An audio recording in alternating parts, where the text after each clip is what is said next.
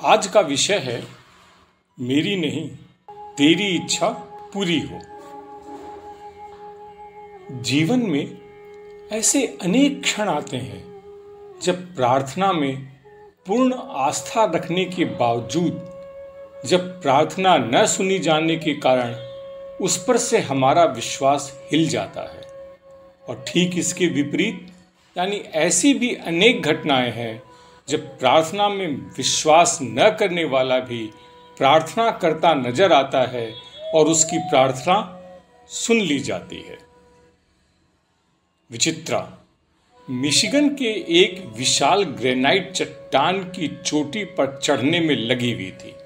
वह लगभग आधा रास्ता तय कर चुकी थी। ऐसी चट्टान पर पर्वतारोहण करने का यह उसका पहला अनुभव था। चट्टान की एक कगार पर खड़ी वह जरा आराम कर रही थी।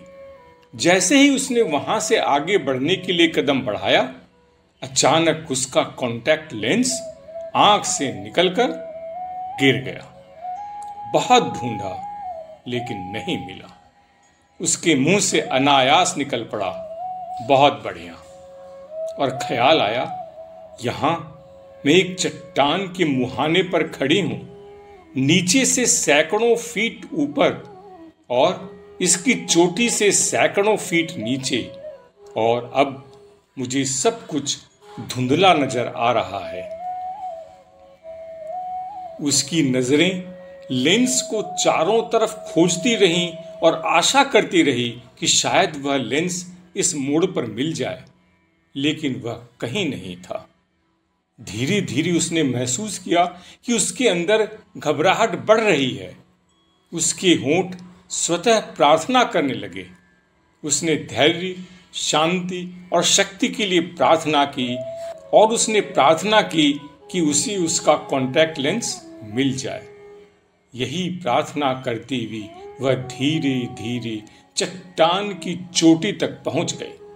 वहां उसके साथियों ने उसके लेंस को उसकी आंख और कपड़ों पर बहुत ढूंढा, लेकिन लेंस को नहीं मिलना था, नहीं मिला।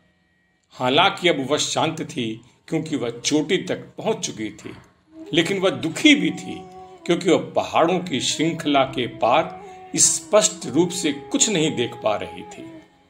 उसने फिर से भगवान से प्रार्थना की, हे ईश्वर, आप उन सभी पहाड़ों को देख सकते हैं। आप हर पत्थर और पत्ते को जानते हैं और आप ठीक ठीक जानते हैं कि मेरा कॉन्टैक्ट लेंस कहां है। कृपया मेरी मदद करें। थोड़ी देर बाद पर्वतारोहियों का एक दूसरा दल शीर्ष पर पहुंच गया। उनमें से एक चिल्लाया, अरे, क्या तुम लोगों में से किसी का कॉन्टैक्ट लेंस खो गया है? सब अचंभित रह गए। यह कैसे हुआ? यह काफी चौंकाने वाला किस्सा था। हाँ, किस्सा, क्योंकि यह किसी भी अवस्था में सत्य नहीं हो सकता था। हुआ क्या? पर्वतारोही ने इसे क्यों और कैसे देखा? एक चींटी चट्टान के नजदीक एक टहनी के ऊपर इस कॉन्टैक्ट लेंस को लेकर धीरे धीरे आगे बढ़ रही थी। उसी अवस्था में उसकी उस चींटी पर नजर पड़ी और उसने उसे वहां से उठा लिया। कथा यहां समाप्त नहीं होती है, क्योंकि इसके बाद जो कुछ हुआ वह यकीनन कहानी नहीं, घटना है। विचित्रा के पिता एक व्यंग्यकार हैं।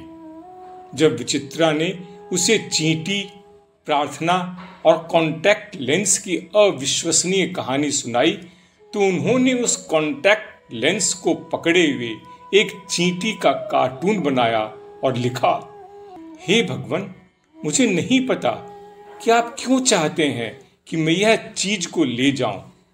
मैं इसे नहीं खा सकती और यह बहुत भारी भी है, लेकिन अगर आप मुझसे यही चाहते हैं तो मैं इसे आपके लिए लेकर आऊंगी।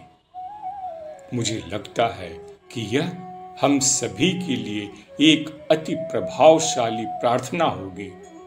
हे भगवान, मुझे नहीं पता आप क्यों चाहते हैं कि मैं यह बोझ उठाऊं या कष्ट झेलूं या दुख सहूं, मुझे इसमें कोई अच्छाई नजर नहीं आती और यह बहुत कष्टप्रद भी है। लेकिन अगर आप चाहते हैं कि मैं इसे उठाऊं, सहूं, झेलूं, तब यह मैं करूंगा। मुझे कोई शिकायत नहीं। भगवान योग्य लोगों को नहीं बुलाते, वह जिन्हें बुलाते हैं उन्हें योग्य बनाते हैं। सामान्य जीवन में प्रार्थना ईश्वर के साथ मानवीय संबंधों के प्रमुख तत्वों में से एक है और अक्सर इसका उत्तर भी दिया जाता है, लेकिन हमेशा नहीं। जब इसका उत्तर नहीं दिया जाता है तो धार्मिक व्यक्ति ईश्वर में अपना विश्वास बनाए रखता है और समझता है कि उत्तर देना ईश्वरीय इच्छा नहीं थी। निसंदेह सभी प्रार्थनाएं नहीं सुनी जाती। यदि सभी की प्रार्थनाएं सुनी गईं, चाहे वे कितनी ही सच्ची क्यों न हो, तब दुनिया वर्तमान से भी ज्यादा विनाशकारी होती। जैसे हर ईश्वरीय प्रार्थना हमेशा तुरंत नहीं सुनी जाती है, वैसे ही आस्था भी हमेशा तुरंत उचित नहीं होती है।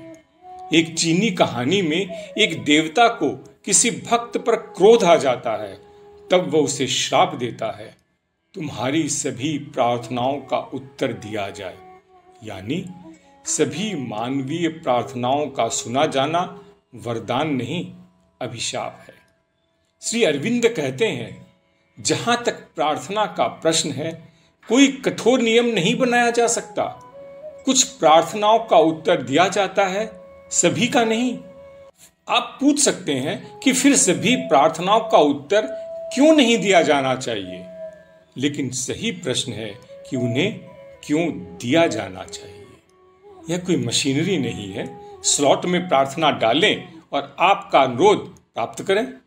इसके अलावा उन सभी विरोधाभासी चीजों पर विचार करते हुए जिनके लिए मानव जाति एक ही क्षण में प्रार्थना कर रही है, यदि ईश्वर को उन सभी को प्रदान करना पड़े तो वह एक अजीब अवस्था में होगा, वह चल नहीं सकता। प्रार्थना में जो महत्वपूर्ण है वह प्रतिक्रिया नहीं बल्कि संबंध है।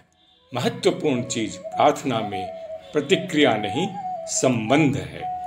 निरंतर प्रार्थना हमें अपने भीतर के ईश्वर के साथ एक व्यक्तिगत और अंतरंग संबंध विकसित करने में मदद करती है।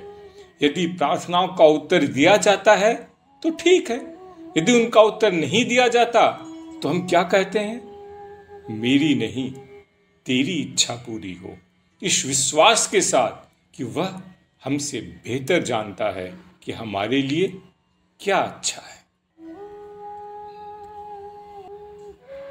लाइक करें, सब्सक्राइब करें, शेयर करें और कमेंट्स दें।